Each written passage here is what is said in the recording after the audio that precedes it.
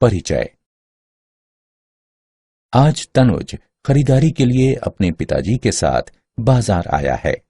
वो कुछ T shirt तथा पैंट खरीदना चाहता है। वो एक दुकान में प्रवेश करता है तथा विभिन्न प्रकार की रंगीन टी शर्ट्स देखता है। पिताजी, यहाँ टी शर्टों के अनेक रंग हैं, लेकिन मुझे नीले रंग की टी शर्ट पसंद है।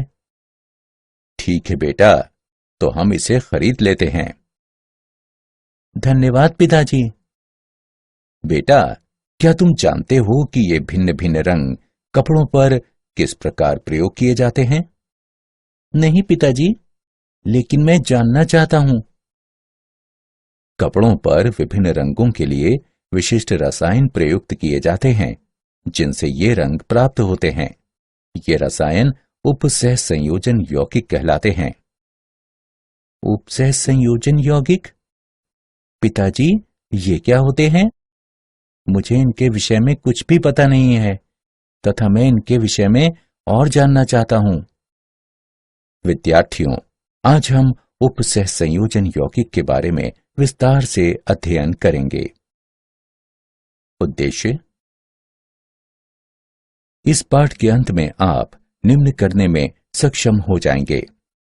उपसह संयोजन यौगिकों को परिभाषित करना, वर्नर के सिद्धांत का वर्णन करना, पारिभाषिक शब्दावली को परिभाषित करना, द्विलवण तथा संकुल यानी कॉम्प्लेक्स यौगिक में अंतर करना, उपसह संयोजन यौगिकों के नामकरण को समझना, उपसह संयोजन यौगिकों में समावयवता की व्याख्या करना, संयोजकता आबंध सिद्धांत तथा क्रिस्टल क्षेत्र सिद्धांत का वर्णन करना, धातु कार्बोनिलों में आबंध को जानना और उपसह संयोजन यौगिकों के स्थायित्व का विश्लेषण करना। परिभाषा: अकार्बनिक रसायन की वो शाखा जिसमें उपसह संयोजन यौगिकों का अध्ययन किया जाता है, उपसह संयोजन रसायन कहलाती है। उपसह संयोजन यौगिक में एक केंद्रीय धातु परमाणु होता है, जो कि तटस्थ अणुओं की एक उपयुक्त संख्या से घिरा होता है तथा साधारणतः विलयन के साथ ही ठोस अवस्था में अपनी पहचान को बनाए रहते हैं। ये यौगिक खनिजों तथा पौधों में व्यापक रूप से उपस्थित होते हैं।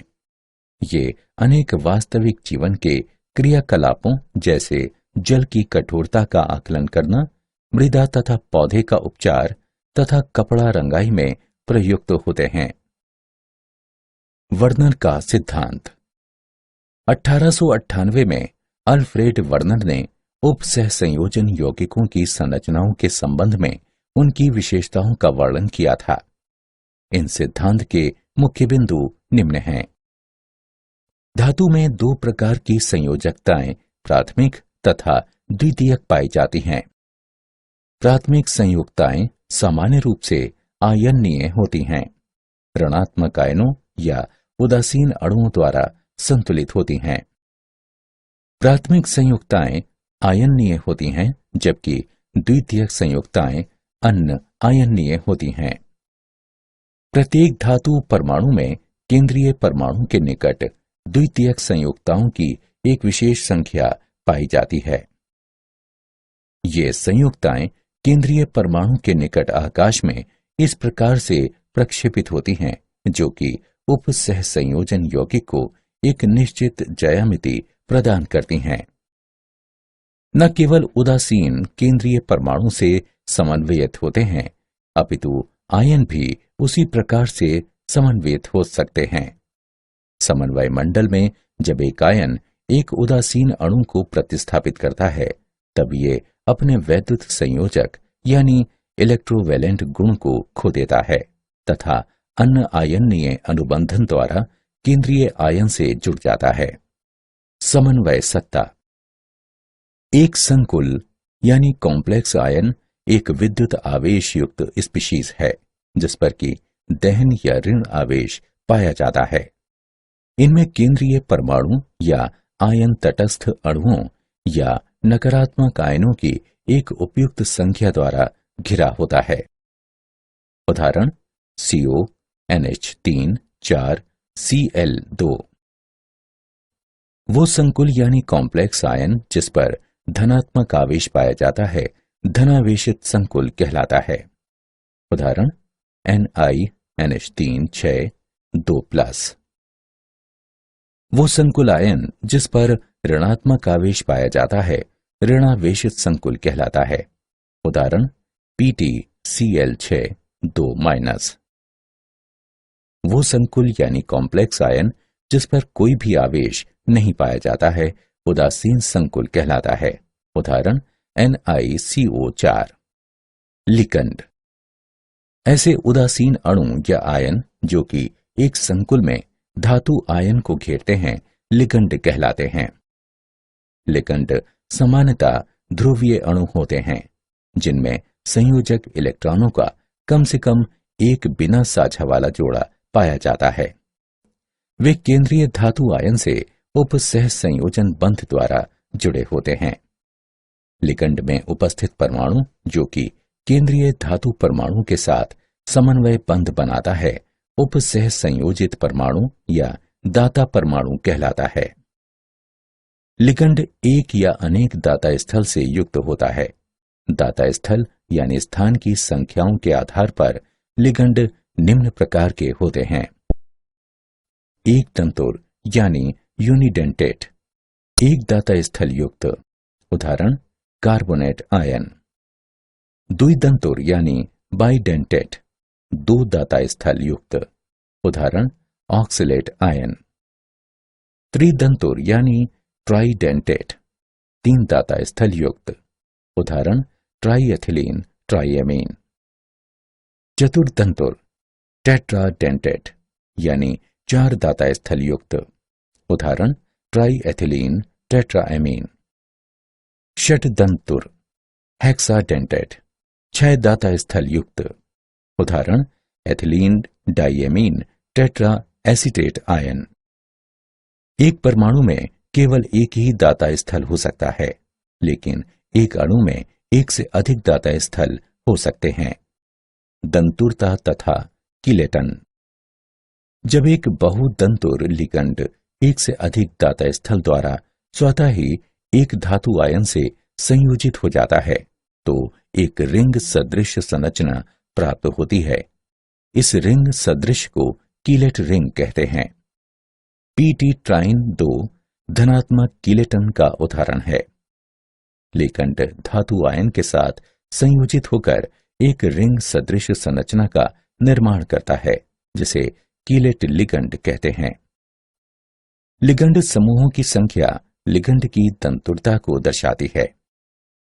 यदि दो उपसह संयोजित परमाणु एक समान होते हैं तो द्वितंतुर लिगंड सम्मित होते हैं।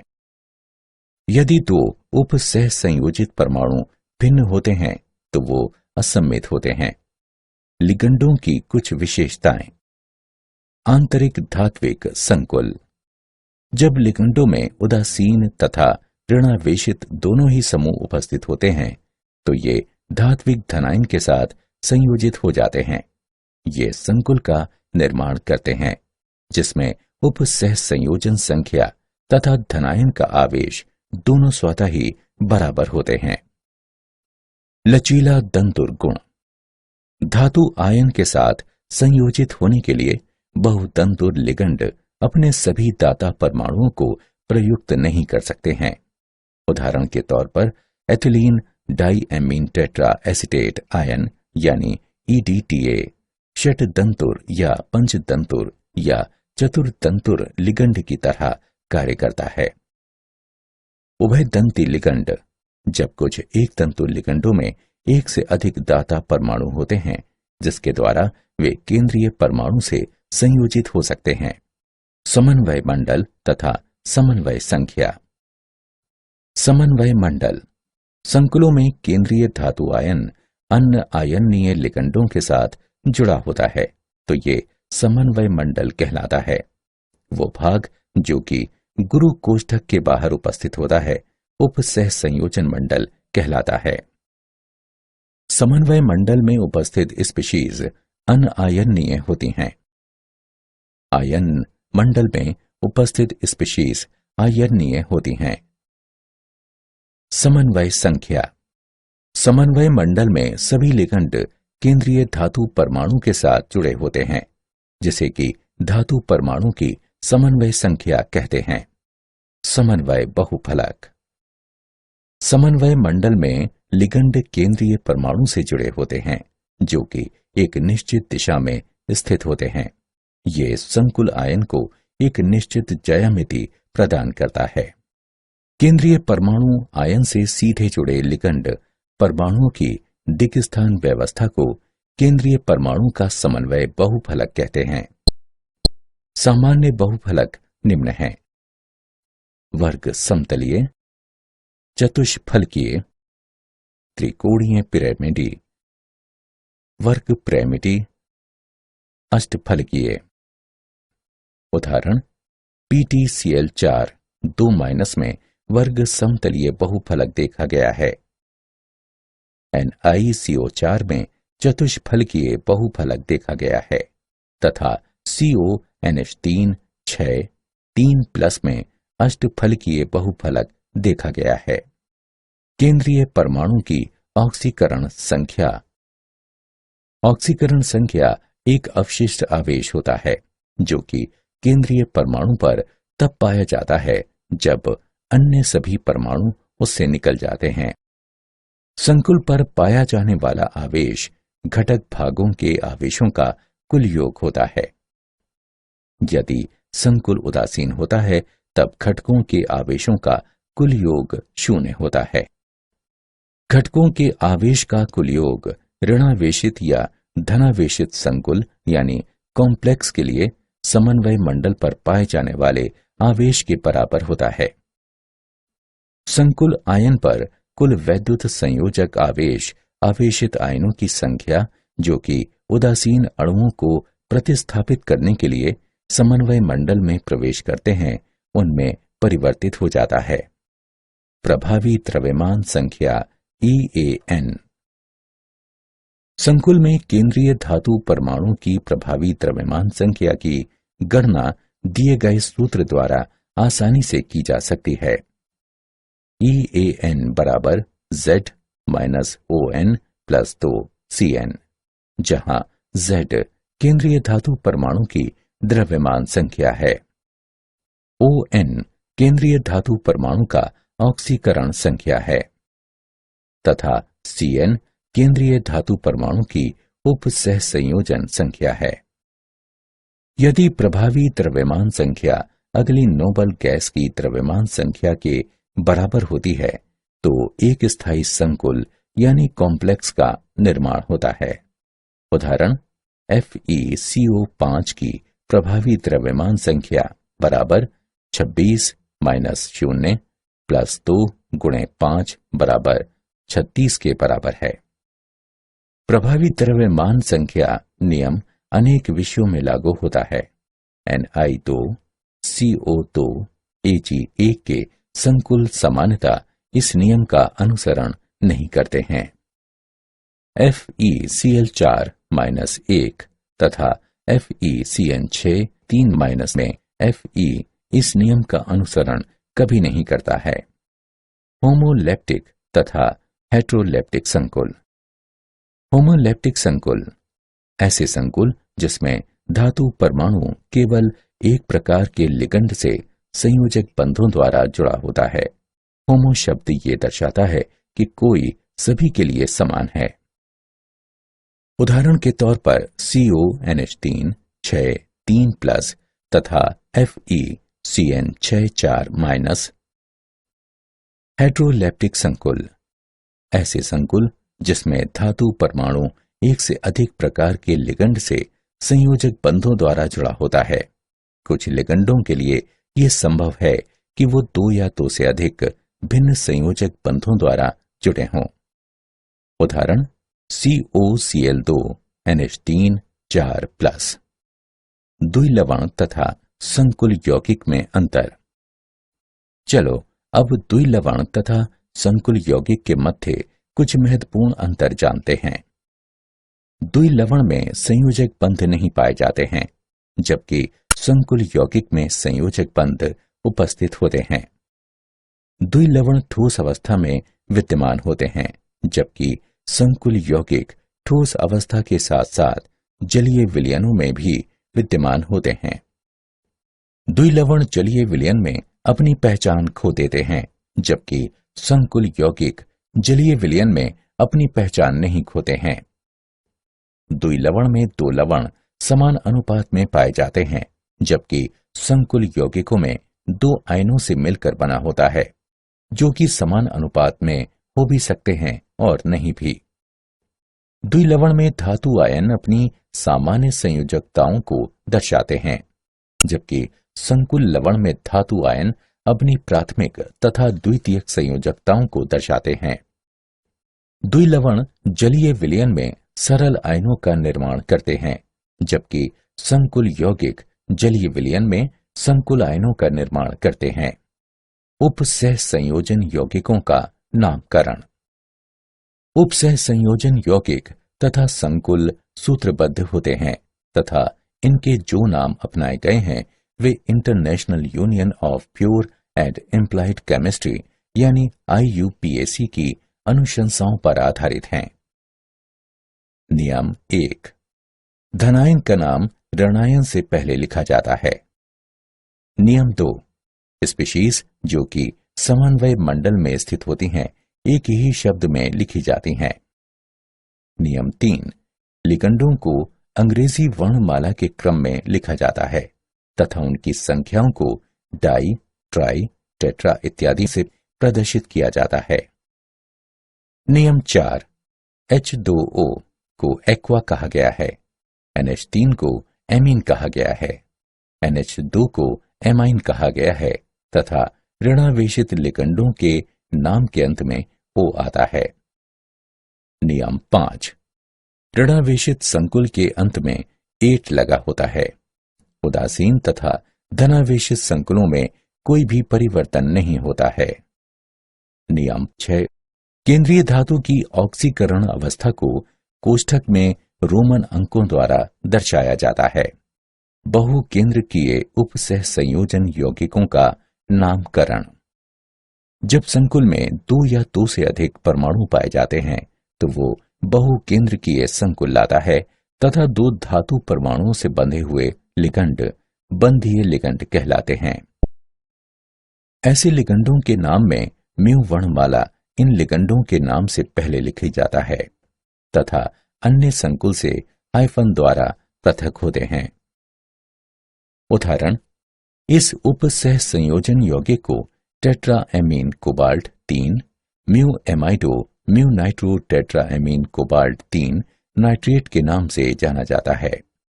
उपसह संयोजन यौगिकों के नामकरण के उदाहरण। चलिए उपसह संयोजन यौगिकों के नामकरण का एक उदाहरण लेते हैं। CrH2O 4Cl2Cl उपसह संयोजन यौगिक का क्या नाम है? चलो विलयन को देखते हैं। उपसह संयोजन यौगिक के सूत्र में संकुल पहले लिखा जाता है, इसलिए ये धनावेशित संकुल है तथा इसका नाम पहले लिखा जाता है। नियमों के अनुसार संकुल के नामकरण के समय लिगंडों का नाम पहले लिखा जाता है, इसके बाद केंद्रीय धातु आयन का नाम लिखा जाता है।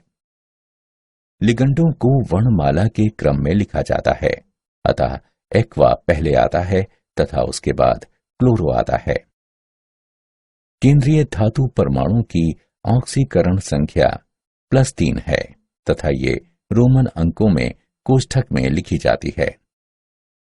क्लोराइड ऋणायन होता है। इस प्रकार इस उपसह संयोजन यौगिक का नाम टेट्रा एक्वा डाइक्लोरोक्रोमियम 3 क्लोराइड है। मूल्यांकन। आइए आगे बढ़ने से पहले देखते हैं कि आपने कितना सीखा। सही विकल्प को उठाकर उसके संगत स्थान पर रखें। उपसह संयोजन यौगिकों का सूत्र लिखना। जब उपसह संयोजन यौगिकों का नामकरण दिया होता है तब इसका सूत्र लिखते समय कुछ नियमों का अनुसरण करना पड़ता है। नियम 1। धनायन का सूत्र पहले लिखा जाता है, उसके बाद उसके ऋणायन का सूत्र लिखा जाता है।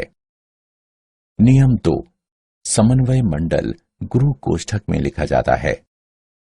नियम 3, समन्वय मंडल में चिन्हों का क्रम जो कि केंद्रीय धातु को पहले प्रदर्शित करता है, लिगंडों से उनके वर्णमाला क्रम से पहले लिखा जाता है। नियम 4, बहु परमाणुक लिगंड के सूत्र को कोष्ठक में लिखते हैं। नियम 5, समन्वय मंडल के भीतर लिगंडों तथा केंद्रीय धातु परमाणु के मध्य कोई भी स्थान नहीं होता है। नियम 6, उपसह संयोजन यौगिक में धनायन का आवेश ऋणायन के आवेश द्वारा संतुलित होता है। उपसह संयोजन यौगिकों में समावयवता। 2 या 2 से अधिक रासायनिक यौगिक जिनके रासायनिक सूत्र समान किंतु संरचनाएं भिन्न होती हैं, समावयवी कहलाते हैं तथा इस प्रक्रिया को समावयवता कहते हैं। उपसह संयोजन यौगिकों में लिगंड किसी दिए गए धातु परमाणु के चारों ओर एक विशिष्ट दिशा में व्यवस्थित होते हैं। धातु आयन के चारों तरफ लिगंडों की स्थिति तथा क्रम के आधार पर अनेक समावयवी संभावनाएं बन जाती हैं। समावयवियों को विस्तृत स्तर पर 2 मुख्य श्रेणियों में वर्गीकृत किया जा सकता है, संरचनात्मक समावयवी तथा त्रिविम समावयवी। संरचनात्मक समावयवी। संरचनात्मक समावयवियों में केंद्रीय धातु परमाणु के चारों ओर लिगंडों का भिन्न क्रम उपस्थित होता है। विभिन्न प्रकार के संरचनात्मक समावयवी निम्न प्रकार हैं। बंधनी समावयवता। ये समावयवता तब पाई जाती है जब लिगंड उभय दंती संलग्नी होते हैं तथा ये 2 या 2 से अधिक भिन्न परमाणुओं से जुड़ सकता है। उपसह संयोजन समावयवता। किसी संकुल में उपस्थित भिन्न धातुओं की धनायन एवं ऋणात्मक उपसह संयोजन सत्ता के समय लिगंडों के अंतर परिवर्तन से इस प्रकार की समावयवता उत्पन्न होती है। आयनन समावयवता। ये समन्वय मंडल में उपस्थित संकुल आयन तथा इसके बाहर उपस्थित आयन के मध्य समूहों के आदान प्रदान के कारण होती है। ये समावयवी विलयन में विभिन्न आयनों को देते हैं, जबकि इनके रासायनिक सूत्र समान ही होते हैं। हाइड्रेट समावयवता। ये विलायक की क्षमता के कारण होती है। सामान्यतः समावयवियों की संख्या प्रदान करने के लिए समन्वय मंडल के आंतरिक तथा बाईं ओर जल अणु विभिन्न माध्यम से निकलते हैं। त्रिविम समावयवता।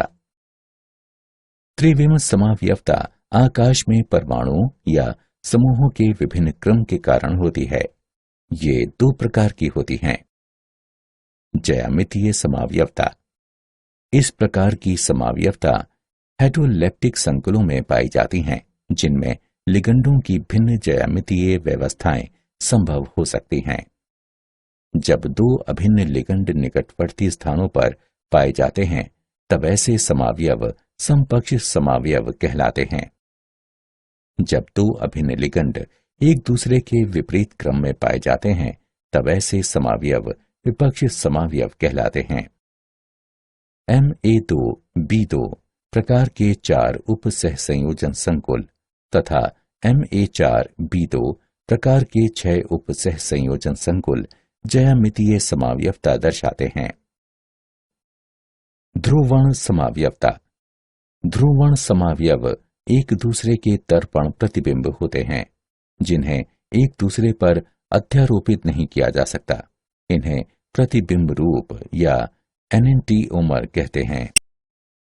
प्रतिबिंब रूप या एनेंटिओमर समतल ध्रुवित प्रकाश से भिन्न प्रकार से प्रतिक्रिया करते हैं। प्रतिबिंब रूप या एनेंटिओमर जब समतल ध्रुवित प्रकाश को क्लॉकवाइज यानी घड़ी के घूर्णन दिशा में मोड़ देता है, तो उसे दक्षिण ध्रुवण घूर्णक कहते हैं, तथा जब समतल ध्रुवित प्रकाश को एंटी क्लॉकवाइज यानी घड़ी के घूर्णन दिशा के विपरीत नहीं मोड़ता है, तो उसे वाम ध्रुवण घूर्णक कहते हैं। 3 द्विदंतोर लिगंडों से युक्त 6 उप सह संयोजन संकुल केवल ध्रुवण समावयवता को दर्शाते हैं। संयोजकता आबंध सिद्धांत। संयोजकता आबंध सिद्धांत में सम्मिलित आधारीय सिद्धांत निम्न हैं। कक्षकों का संकरण, धातु परमाणुओं तथा लिगंडों के मध्य आबंध, अवलोकित चुंबकीय मापन तथा बंध प्रकार के मध्य संबंध। इस सिद्धांत के अनुसार केंद्रीय धात्विक परमाणु के साथ लिगंड उप सह संयोजक बंध द्वारा आबंधित होते हैं। इस प्रकार लिगंड में इलेक्ट्रॉनों का एक युगल समूह अवश्य होना चाहिए तथा आबंध के लिए धातु के पास कुछ रिक्त कक्षक अवश्य होने चाहिए। उदाहरण के तौर पर K4MnCn6 के निर्माण का संयोजकता आबंध सिद्धांत के आधार पर वर्णन किया जा सकता है। बाह्य कक्षक संकुल वह संकुल जिसमें बाह्य ऑर्बिट के डी कक्षक आबंध के लिए प्रयुक्त होते हैं बाह्य कक्षक संकुल कहलाते हैं। आंतरिक कक्षक संकुल वो संकुल जिसमें आंतरिक ऑर्बिट के डी कक्षक आबंध के लिए प्रयुक्त होते हैं आंतरिक कक्षक संकुल कहलाते हैं। उच्च प्राचक्रण संकुल वो संकुल जिसके एक निश्चित इलेक्ट्रॉनिक विन्यास में अयुग्मित इलेक्ट्रॉनों की संख्या अधिकतम होती है उच्च प्राचक्रण संकुल कहलाता है। संयोजकता आबंध सिद्धांत की सीमाएं। संयोजकता आबंध सिद्धांत की मुख्य सीमाएं निम्न हैं। ये उप सह संयोजन यौगिकों द्वारा दर्शाए गए रंगों का स्पष्टीकरण नहीं देता। ये सिद्धांत दुर्बल तथा प्रबल लिगंडों के मध्य विभेद नहीं करता। इसमें अनेक प्रकार के पूर्वानुमान हैं। ये 4 समन्वयी संकुलों के लिए चतुष्फलकीय तथा वर्ग समतल संरचनाओं का सही अनुमान नहीं लगा पाता।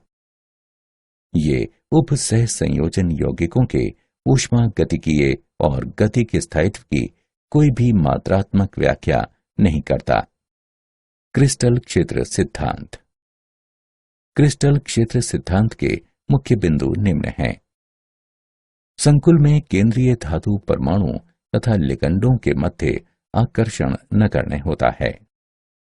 संकुल में केंद्रीय धातु परमाणु आवेश के एक धनात्मक आयन जो कि ऑक्सीकरण अवस्था के बराबर होता है उससे संबंधित होता है।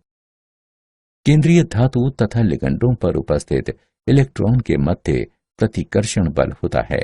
इसलिए इलेक्ट्रॉन्स डी कक्षकों को जो कि लिगंडों के प्रवेश की दिशा से सबसे अधिक दूर हैं घेर लेते हैं। लिगंड एक बिंदु आवेश की तरह होता है। संकुल के निर्माण में डी कक्षक विभिन्न ऊर्जा के स्तरों में विखंडित हो जाते हैं। क्रिस्टल क्षेत्र सिद्धांत की मुख्य सीमाएं निम्न हैं। ये अवधारणा कि लिगंड एक बिंदु आवेश है प्रायोगिक तौर पर सही नहीं है क्योंकि ऋणायन लिगंड के समीप प्रबल क्षेत्र होना चाहिए किंतु उनमें से अधिकतर में ये नहीं होता है। ये सिद्धांत लिगंड तथा केंद्रीय परमाणु के मध्य आबंध की सह संयोजक प्रवृत्ति का संज्ञान नहीं देता है। डी कक्षकों का क्रिस्टल क्षेत्र विपाटन। 5 डी कक्षकों को 2 समूहों में वर्गीकृत किया जा सकता है। डी कक्षकों में से 3 जो कि उप सह संयोजित अक्ष के मध्य विन्यासित होते हैं T2G कक्षक कहलाते हैं। अन्य 2 डी कक्षक जो कि उप सह संयोजित अक्ष के समांतर विन्यासित होते हैं EG कक्षक कहलाते हैं। मुक्त धातु आयनों के संबंध में सभी 5 डी कक्षकों में समान ऊर्जा होती है लेकिन लिगंडों की एक जोड़ी से उनका संबंध तथा ऊर्जाएं घट जाती हैं। प्रभावशाली लिगंडों के अंतर्गत धातु आयन के 5 डी कक्षकों का विपाटन क्रिस्टल क्षेत्र विपाटन कहलाता है। ये डेल्टा के द्वारा दर्शाया जाता है तथा क्रिस्टल क्षेत्र विपाटन ऊर्जा कहलाती है। वे लिगंड जो अधिक क्रिस्टल क्षेत्र विपाटन उत्पन्न करते हैं प्रबल लिगंड कहलाते हैं, जबकि जो लिगंड कम क्रिस्टल क्षेत्र विपाटन उत्पन्न करते हैं दुर्बल लिगंड कहलाते हैं। अष्टफलकीय तथा चतुष्फलकीय संकुलों में क्रिस्टल क्षेत्र विपाटन। अष्टफलकीय संकुलों यानी कॉम्प्लेक्सों में 6 लिगंड उपसह संयोजित अक्ष के साथ केंद्रीय धातु आयन से जुड़े होते हैं। ऐसा अक्ष DX2 घटा Y2 तथा DZ2 कक्षक होता है। इन कक्षकों के स्तर में कक्षकों के T2G से अधिक ऊर्जा होती है। चतुष्फलकीय संकुल यानी कॉम्प्लेक्स में 4 लिगंड शंकु के एकांतर कोण तथा शंकु के केंद्र पर केंद्रीय आयन घेर सकते हैं।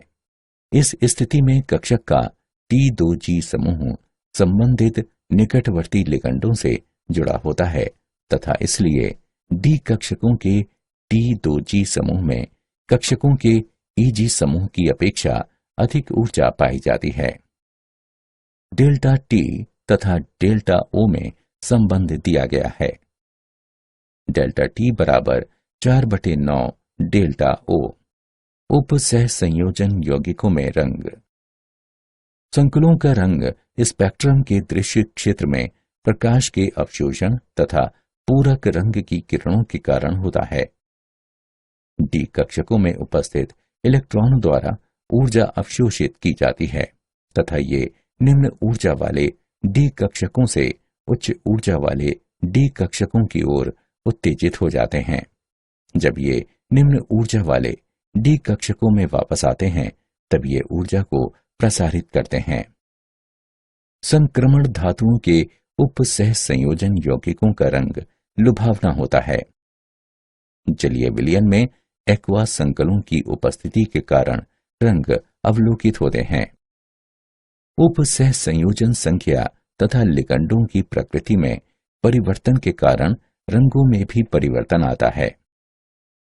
ऑक्सीकरण अवस्था में परिवर्तन के कारण रंग में भी परिवर्तन आता है। धातु कार्बोनिलों में आबंध।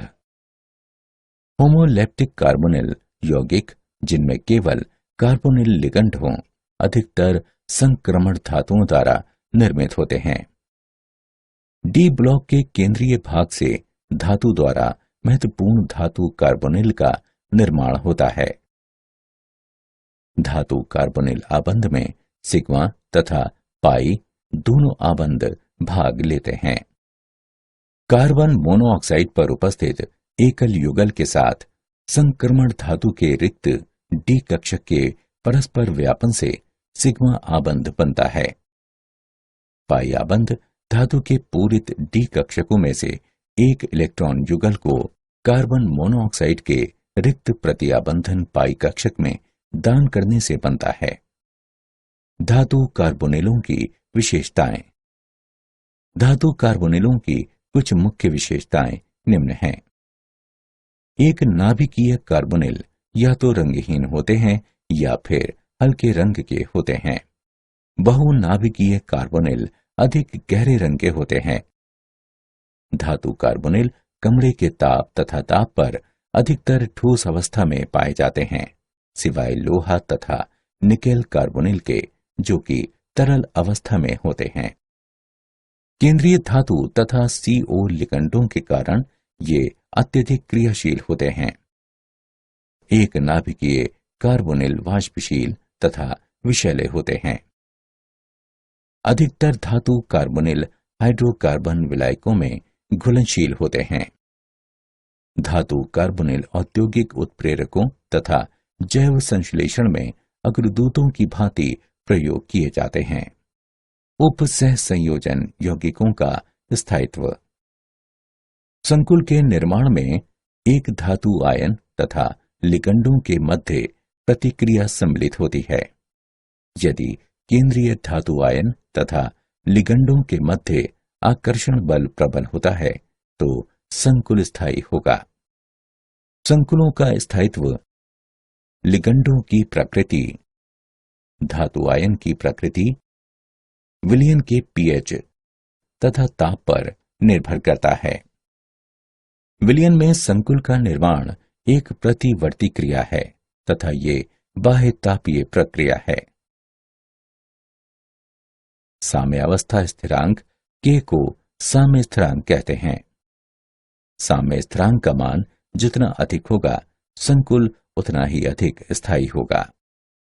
धनायन जितना छोटा होता है, उसके ऊपर आवेश उतना ही अधिक होता है, जिससे संकुल उतना ही अधिक स्थायी होगा। लिगंड जितना प्रबल होता है, संकुल उतना ही अधिक स्थायी होगा। उपसह संयोजन यौगिकों का अनुप्रयोग। उपसह संयोजन यौगिकों के कुछ महत्वपूर्ण अनुप्रयोग निम्न हैं।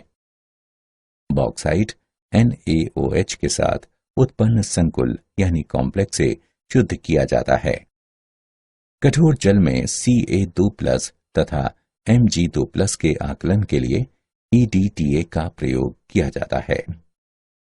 PbEDTA संकुल में निर्मित Pb को हटाने के लिए EDTA का प्रयोग किया जाता है। हीमोग्लोबिन में Fe पाया जाता है। क्लोरोफिल में Mg पाया जाता है। विटामिन B12 में CO2+ उपस्थित होता है। कैंसर के उपचार में समपक्ष प्लेटिन का ट्यूमर विरोधी कारक की भांति प्रयोग किया जाता है। ये फोटोग्राफी में प्रयोग होते हैं। जिंक तथा उसके साइनाइड संकुलों के साथ क्रिया कराकर चांदी तथा सोना निष्कर्षित होते हैं।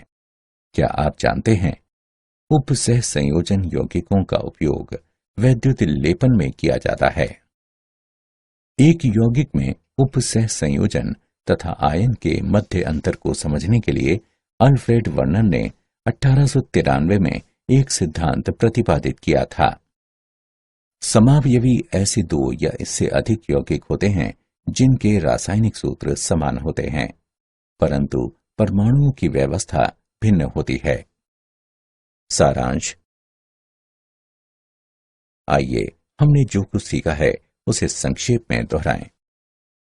उपसह संयोजन यौगिक में एक केंद्रीय धातु परमाणु पाया जाता है जो कि उदासीन अणुओं की एक उपयुक्त संख्या द्वारा घिरा होता है तथा सामान्यतः ये विलयनों के साथ साथ ठोस अवस्था में अपनी पहचान को बनाए रखता है।